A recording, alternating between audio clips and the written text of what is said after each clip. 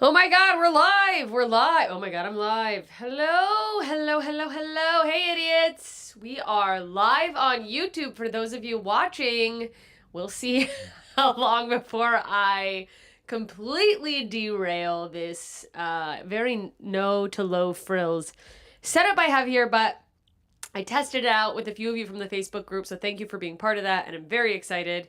And I only just realized as I was setting up, I am recording this. I was like, I'm gonna go live right when it's game 4 of the World Series after the craziest game last night ever. And now I'm like, who will tune in and see me?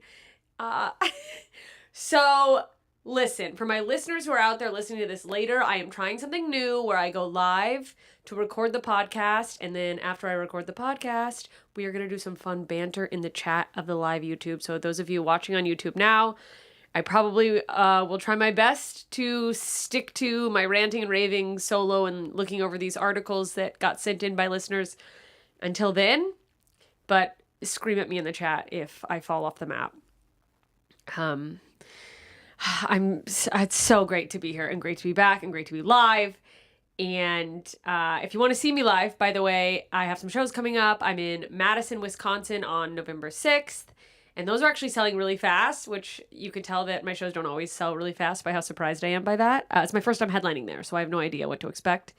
But grab those tickets if you're there. And then I'll be in Tyler, Texas on the 13th of November. Then Skankfest, New Orleans, November 14th through 16th. I cannot fucking wait. And then I'm coming back to Cincinnati December 5th and Louisville December 6th.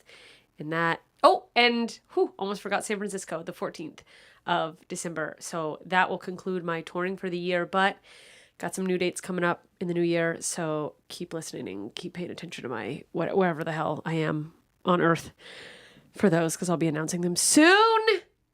Okay.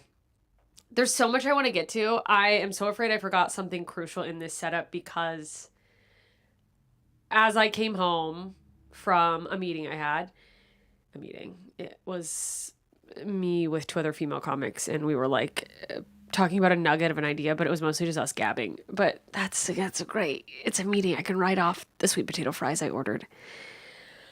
So I had this whole plan where I was going to put on a full face of makeup. I actually am wearing a pumpkin costume. I didn't plan on wearing a costume, but then I realized, oh my God, it's the fucking Halloween episode. What was I thinking? And honestly, I'm sorry if I let you down. For those of you who want, expect more from me, from my costumes. If you've known me for a long time, I sometimes go pretty hard in the paint. But for what it's worth, she will not come over here because she's so pissed at me. But Moki is in a matching pumpkin costume, so that's why we're in the pumpkin costume. I was like, I'm gonna put on a full face of makeup. I'm gonna triple check all the lights and stuff, and I don't know. I thought about putting up a green screen. I have a green screen. But then I realized I haven't taught myself how to do that. So I'm just, honestly, I probably should have just put it up and let whoever watches this have at it for putting in flying dicks behind me or whatever. But as I came into my apartment from my lunch, I started getting text messages from my comedian friends. Sorry, I'm like verklempt. Is that the right? I'm verklempt. I have a little stuffy, mucusy, and it's live. I really don't even fake it most of the time anyways when it's not live, but I'm like, I'm stuffed up. Let me have this bubbly water. Anyway, comedian friends and even my current manager, my old manager too, about a deadline article, which means pretty close to nothing, I've realized suddenly, to anyone not in the entertainment industry, unless you're someone who is just absolutely obsessed with Hollywood and you're like tracking and want to see when the next movies are coming out. But deadline is like the Hollywood news. It's the trades. It's where all the info for what's going on in Hollywood is happening. And right now on their page, there's an exclusive article. I am an exclusive deadline article. Me. I'm like, there's an article, but I'm also on the front page. You have to scroll a little, sure. But I'm above Ray Romano. on deadline. That's crazy. And it feels weird to talk about, and I kind of feel weird talking about it, but I really just want to talk about it because, I don't know, I want to take in the moment. I started crying. I was like, oh my God, because this is a big deal. This is where they put like A-list actors and what movies are doing and what giant agencies are signing who and all the big next moves. And then there's little old me who, I don't know, I've just been doing this for so long. I've been doing comedy for 15 years, and a good majority of that has been completely on my own in terms of, representation. I haven't had a manager or an agent looking after me. And I sometimes feel like I've been overlooked by the industry. People will be like, you're so funny, we got our eye on you. But like, nobody had an email on me, a person, advocating for me on my behalf. So I just had to keep believing in myself, which, let me tell you, there have been times when it has been a challenge to keep believing in myself. It's hard. It's hard when the whole industry around you, it's like any job. If you have a corporate job where you feel like you're crushing it and everyone else keeps getting promoted and you're like, look, I don't think they don't deserve it, but like, can I get a fucking tiny pay bump? Can I get something? I'm busting my butt over here. So it's just nice to finally get a little bit of a nugget of recognition for my hard work, and especially for my special, which for those of you who follow me intently, you already know. You've probably already seen it because it's been on Punch Up. It's been on my Punch Up page. I've been plugging it, but this will be a comedian's cut. It's a slightly different edit. We tweaked some of the video, tweaked the laughter because the original edit, all the laughs of the audience had been tampered down in a way that kind of made it seem like I had a shitty audience, and I didn't. Like, first of all, I don't think that does justice for showing the show as it was, my performance as a whole, but also like the audience. They were wild, and you couldn't tell that. And I realized in doing a new pass at it, the reason the incredible audio engineer who mastered it had ended up with it like that is because there was one guy who just had a crazy laugh. And what happened, so a little behind the scenes, peek behind the curtain, when they're filming a special, the mic that the comedian, whoever the comedian is on, that is got a direct feed, so they can take that from the video. The cameras have feeds, but then a lot of times they'll put an extra mic or several mics, depending on how big the venue is, in the audience, so you can really capture the sound of the audience laughing, because you won't capture it as well as it is on the cameras, or just if this is a board feed, if the mic I'm holding for the special, you're not getting a peep. If that's all you hear, it's gonna sound like a silent woman show. But there was a man who must have just been sitting so close to the microphone, and he just had a laugh that stuck out. A lot of laughter is, and you'll know what I mean if you go to comedy shows, live shows, it's kind of choral. I don't know how to say that in a different way, but have you ever felt that? It's like you're all laughing, but no one's getting a solo on their laugh. But then you have shows where it happens on the road too, where someone will just have a crazy laugh, and it just, sometimes you have to acknowledge it when they're like, or they're just snorting, or just like, you're just crazy. And this guy, honestly, his laugh, if you isolated it, isn't that crazy, but it was just kind of breathy, and like he had a lot of like those type of things in a way that actually, not to be so corny, but was kind of beautiful, which is such a cheesy way to discuss a man laughing at, frankly, a lot of dick jokes and me just making silly ha-has about my own childhood trauma. But it was the kind of laugh that I can't explain it. You hear it, and you just go, this guy needed a laugh. And I don't know who it was. I don't know every person in the audience. I have no idea if this was a person who is a fan of mine specifically, or someone who just saw a comedy show. Great. Like, oh, that'll be fun. But it was just like in the soul. You know that feeling when you just kind of been in a rut for a while? Maybe even not a long, if a long time, maybe it's just been like a bad day, maybe it's been a bad hour, but then you just hear something funny, or even it's like a funny video or a silly meme, or someone just does something that gets you, but like in your gut, kind of funny, where you just like, it's a full release of just like, yes, like I needed this to come out of me and you brought it out of me. Good laughter is coming from your heart, I think. And I mean that in the directional, but also like it's heart jizz, I think. Which I'm just realizing in this moment. But I had to like taper that down because it was so often, which thank you. But it was like distracting where it's like listening, you go, what's going on with that guy? And maybe someday I'll release This Is the One with the Laughs track. But I tapered that down. That was difficult in itself because it was arduous.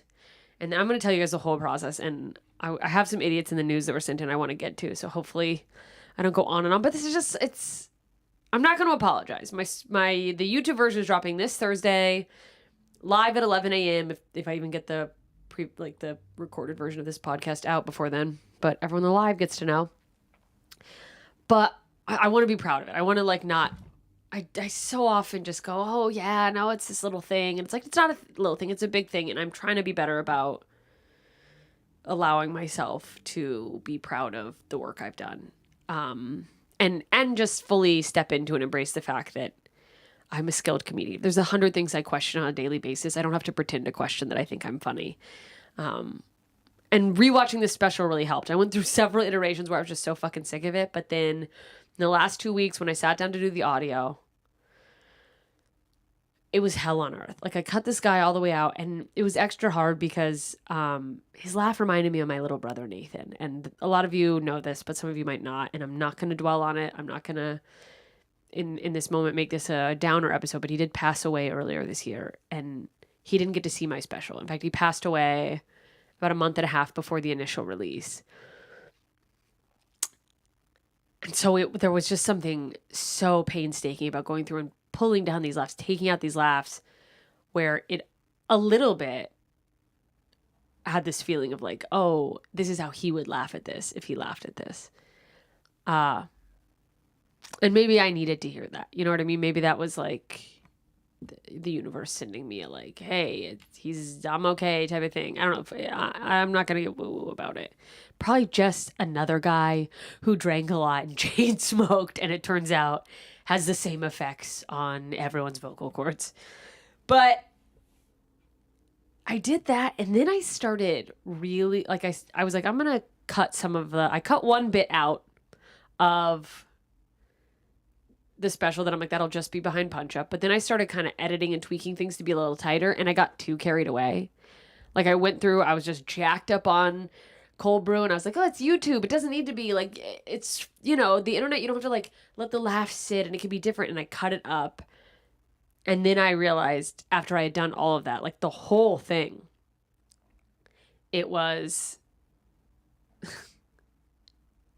bad. That was a bad idea. I ruined it. And I had a breakdown because it's so hard to undo that when you've done so much of it that it really meant I had to start over. And of course, that's a reason for anyone to be like frustrated. But you guys, when I tell you I had like a Philip Seymour Hoffman character level breakdown over this, Nate, my boyfriend had to be like, yes, my boyfriend's named Nate. My dead brother was named Nathan, and everyone called him Nate. It's not lost on me. It's odd. But it's just a wild coincidence, obviously.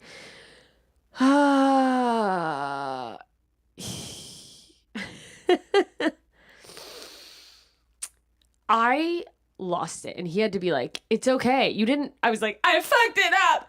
I fucked up the whole thing. like there's so much terrible shit going on in the world, and I'm sure that my consumption of some of that news played into how I was feeling, and you rarely when you're breaking down like that, is it really about this one thing? And I'm sure there's all this delayed grief I've been carrying. I lost my little brother. Nate lost his dog Ginny, she was my dog too. Like right after we shot this special a year ago, my mom had lung cancer. She's doing okay, but now she's got another fucking spot on her lungs that they have to look at. Like I had a cousin pass away, and then 2 years ago, my best friend Maddie, who never got to see this, I put it out on his birthday this year in his honor. He passed away. Like and obviously I've grieved these things in ways, but that's just a lot to carry. And I'm not saying that to be like, feel bad for me, but I think a lot of my reacting to this wasn't about just this. You know, it's like, this was just the straw that broke little fucking Marlboro baby's back. Sobbing. I ruined it. And then I had to go back and I'm like, well, I don't know if I should be this zoomed in on the shot or that zoomed in. And he's like, did you ruin it? He's like, watch it. Do you like it? And I was like, well, I don't know if I should cut it this much or if I shouldn't edit it and like let it breathe like it originally was. Like it was cut by Noah Kopfer, incredible comedian who opens for me a lot. And he edited the whole thing and he also directed it. He wasn't supposed to originally. It was just like, come along, I'll pay you to open. I'll give you a few extra bucks to like kind of be an extra production hand because it was low budget. It was like I paid a camera guy to bring a camera. We brought 2 or 3 cameras and propped him up. But then he got in there and he like really was like, okay, here's how we're going to set these up because I don't have that visual eye. And I know that. But it was in this moment when Nate goes, well, this is your art. So you have to like it. He goes, it doesn't matter if I think the edits are odd or it's like, what do you want? But I was like, I didn't know what I wanted because what I realized is the special itself is not my art, not completely. It is a visual showing of the art I do. I am doing art on stage, arguably. Not arguably, comedy's art, and it fucking can be dumb, silly art, but like, you would tell me, like, if I'm gonna apologize because I call dick jokes art, but we're all just going to these modern museums of modern art where someone like farts on a piece of paper and we're like, oh my God, let's all gather around. Fuck off. It's art. But the filming of it, I was like, that's not me. I can't take the credit for that. You know, I didn't do that. And Noah had done such great work on like editing it and getting the right shots. And I just realized, you know, like that's his art and the art of the, you know, the director of photography, which was just a guy on one of the cameras. But like this, like the summation of everyone's stuff together, it has become something else. It's, in a nutshell, like the reason I originally, like, I didn't want to do a special for a long time. And not that nobody was banging down my door, but because my art is a live art form. And we're trying to capture that in a way that people can enjoy it. But I was like, I don't have the skills. I don't have the experience in that medium. You know, I've watched specials, but I don't know what is good and what isn't there. So I took it back to square one from the original edit. And there are still some different edits. There's closer shots on the front facing, and you'll see them if you're, you know, if you have an eye for that. I wouldn't see them. I would probably go, something's different about this. But I don't want to say it's impossible for me to notice that stuff. I think it's between ADHD and just not having a trained eye. But I was so fucking over it after that quick edit when I was losing it. And I was like, fuck this. Like, it's too much. I was feeling overwhelmed. But then when I went through with that frame of reference, like with that in mind, and just this, like, I already was so appreciative of everybody who helped with any little part of this. But that frame of reference, I don't know, made me look at it in a different way that I can't explain. But I went from being like, fuck this, and I had looked at it so many times for edits and clips that I was like sick of the jokes that are in it. I'm not telling any of those jokes on stage anymore. I was done with them by the time we shot it because I put off shooting it for so long. But then it came around full circle and I rewatched it with kind of this appreciation for this is how someone else who thinks I'm funny captured this and thought it was best to show this. And I'll be honest, and this is going to sound so cocky, but I had this full circle moment where I went, wait a second, I'm so fucking funny. I'm funny. I'm so good at this. Why have I doubted myself? Because a bunch of people in the industry have just been, have ignored me. So what? I was ignored my whole childhood. You think that's going to fucking stop me? I'm dressed like a pumpkin on YouTube for I don't know how many people, but I know it's not that many because I don't fucking get on YouTube and we're starting from scratch, baby. And I don't care. The people who are here are the people who are here, and that's great, and that's who I'm doing it for you guys and for me. But then I also had a subsequent breakdown of, I'm so funny, why hasn't the industry? But it doesn't matter. I'm really excited for people to see this, and I know a lot of you listening and watching this live have seen it on Punch Up. It would mean the world to me if you are free on Thursday at 11 a.m. Even if you just like jump in there, like the video, leave a quick comment, whatever. It helps push it in the algorithm. The more you click on that link, the more YouTube goes, oh, people are clicking on this link. So that helps. It is slightly different. You're still going to hear the same jokes. It's not a new hour from the Behind the Paywall, but I think you'll appreciate, if you're a connoisseur of comedy, you'll appreciate the adjustments we made to kind of just highlight everything more and bring the audience more to life, bring, I think, my performance more to life. And it just feels good to feel excited. So much of this business for me has been like, I don't know what not seeing the forest for the trees is. That's what I was going to say. But the truth is, I don't fucking have a goddamn clue what that means. Like, not even a little bit could I try to explain to you what the fuck that means. She didn't see the forest for the trees? It's what is a forest? Anyway, the point is, it's a lot of like it's easy to, and more easy now with social media, to slip into comparing yourself to someone else. Why are they doing so well, but I'm not? And I've never been someone who is unhappy for someone else's success. Hang on, I'm just looking at this and realizing, okay, sorry. I just tried to adjust my screen a little. Can someone in the chat let me know what an ADHD fucking diversion, if you're seeing like the full screen or if I'm like only in a nugget of it? I think I'm full screen. That's how bad I am at this. And I'm sorry for the listeners. I know you don't give a fuck. I want this to eventually be good for the live stream too. Yeah, it's so much of, or you do something and you're like, what's next? What's next? And I'm like, no, you know what? Like, this is big. Granted, a lot of the delay on me putting an hour special was me waiting and hoping some, I don't want to say magic entity, a big production company, a streamer or something, some agent or manager would notice me that had the capacity to pitch me to those things.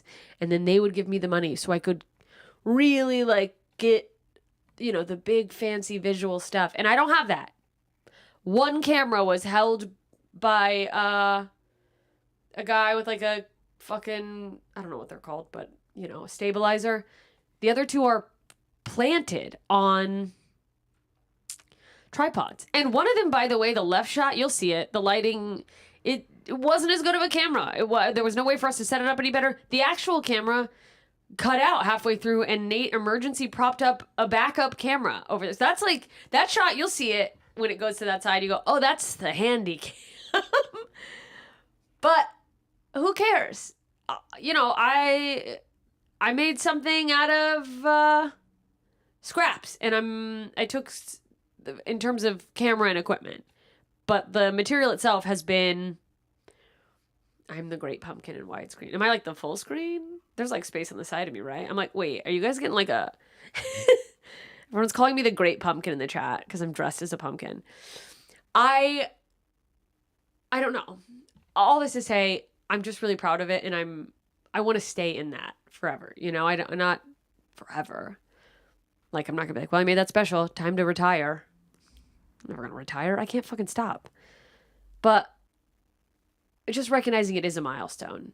And then when I got that Deadline article, that's to me always been reserved for, I'm like, oh, those are the people that the industry has chosen. Those are the people, it's like, that wasn't even a goal of mine because that wasn't on the table. I didn't think, I didn't think that was even available to me. I was like, well, that's for Jennifer Aniston. That's for the big dogs. That's, maybe Whitney Cummings if she has a special. That's fucking Theo Vaughn. That's for people I have opened for. But it was also for me. And it's nice because it's making me go, well, what else could I be dreaming of? What else could I reach for and get if I want it and I put my heart and my mind to it? So all that to say, I hope you'll enjoy it. I want to get to these stories, but we're about to get into Riff City. The episode's almost over, but I do want to thank listener Eric. He sent in 2 stories this week for Idiots in the News. It's time for some Idiots in the News, and you can always send those stories. Join the Facebook group Idiots. You can send in news stories. You could send in a personal story and go, hey, this is a fucking idiot I dealt with. Or, hey, you could be like me and go, well, I'm the idiot this time. Here's the fucking ding-dong shit I did. But anyways, a woman swallowed 8 live frogs to cure her back pain. Live frogs. This really happened in Hangzhou, China. And look, I know I'm not supposed to say this, but in these trying times, 5 years after the outbreak of a world pandemic, we can't have old people in China with all the stories that swirled. You can't be eating live animals. You gotta, not today. Come on. Fry it. Also, what are you doing? 8 live frogs for your back pain? At that, it's like, as an alternative to narcotics, at that point, also, she was 82. Just get addicted to Percocets. What are you doing? Eating frogs. Just go out. Spend your last years high as a fucking kite. Who gives a shit? You're eating frogs. And by the way, didn't tell anyone until she had unbearable stomach pain. And here's the craziest part of this to me. If you read the article, they interviewed her doctor, the person who she ended up getting a parasitic infection, a tapeworm, and they medicated her. She was out, within, I think it said, did it say 2 weeks? I'm just realizing that's a crazy amount of time for hospitalization, but I can't find it in here. Yeah, this happens a lot, this doctor said. And it's a lot of older people who there's some folklore for their thing, but they don't tell their family. They just go, snort a snake or whatever, eat a bunch of fucking frogs, taping frog skin to their own skin. That's one of them. Sipping raw fish fish gall. I don't know what fish gall is. But even saying it makes me want to fucking yak. You guys, old people, stop. Just tell your family you're hurting. You know what I really think this is? I think this is truly a symptom of, and this is just a guess. I would be curious to know how many of these people are women versus men. It's a symptom of this societal thing of being, here's what I think, so afraid. People are so afraid to be a burden to anyone. They're like, I would hate for my anything to inconvenience anyone. So instead, I'll just quietly suffer. I'll try this weird remedy. Hopefully that either cures it or kills me swiftly. It's like, also, like just tell someone.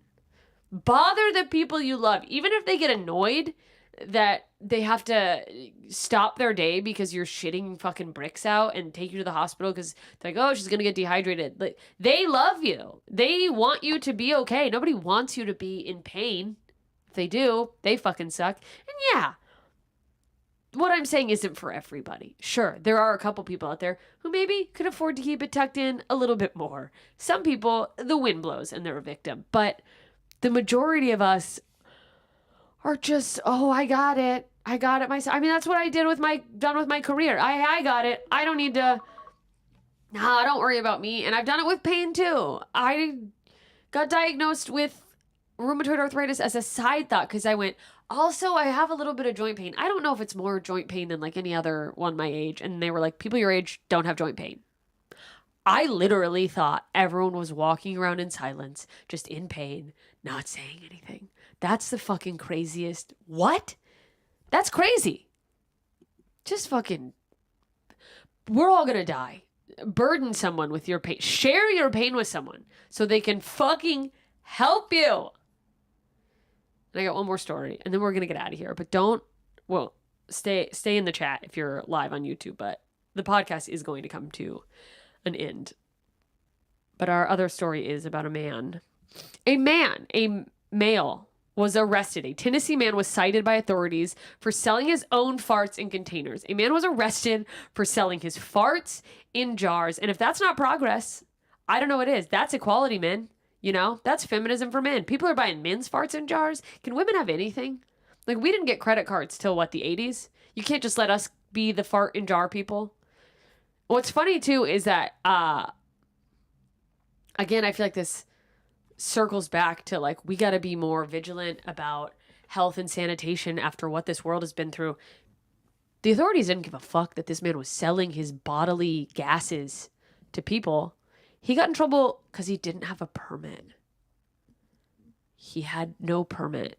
By the way, he was offering flatulence from various types of food with various ages. He's aging these things. Dude, who is the audience for this? If you are out there hearing this in some just gift of alignment in the universe and you like to buy farts in jars, you send me an email right now. You can be my personal investor. You want to fund my next special? I will do cheese farts. I got egg farts. I'll give you some spinach farts. I'll let it sit for a year. I'll put it in the dark. I don't know if that makes a difference, but it does with like moonshine. So I feel like, doesn't it feel like a fart in the dark just does something more? Probably a fart in the light, honestly. A fart in like super hot sun heat. Dude, hot farts? Woof. But somebody's into it. By the way, this guy, I'm still reading.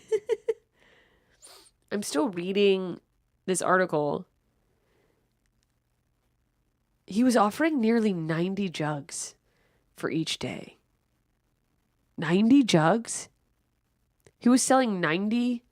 Also, is it a jug or is it a jar? Farting in a jug is crazy different. That feels like it could be an instrument almost.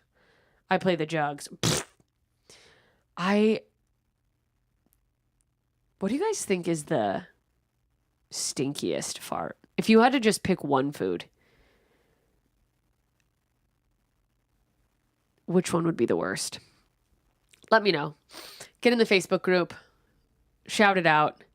Someone said garlic in the chat. And that is going to be the end of the Hey Idiots live recording. And right now, we are going to move over to live YouTube in the chat riffing. So here's what's going to happen. For those of you listening, I will keep this part on there. After these episodes are done being live recorded, I go in the chat. I'm going to get suggestions. I'm going to riff. I'm not necessarily going to do like one-liner quick jokes all the time. I would love to. What a fucking skill that would be. I'm just going to riff. Maybe it'll send me on a tangent. Maybe I'll go on to something completely different. Someone said broccoli, by the way, about the farts. Eggs with beans. Oh my God. Dude, British people must have the worst fucking... Imagine being stuck on the tube with a bunch of fucking beans and toast egg farts. Whew. No wonder their teeth are so yellow. It's probably just the gas that they're just ingesting all day. Anyway, respect to the Brits. God save the Queen. Ooh. Is there a queen? Now? Are we just queenless? Anyway. I'm riffing. I'm getting suggestions. I'm going to riff. I'm going to bitch. I'm going to banter. It's like crowd work, but without you being the victim and target. Just your suggestions. No one's going to come after you for you being dressed bad or because you have a funny laugh or whatever, because I'll never know. So anyways, that is it. I'm signing off. Thank you to the idiots listening, and I will see you live in the YouTube chat after this.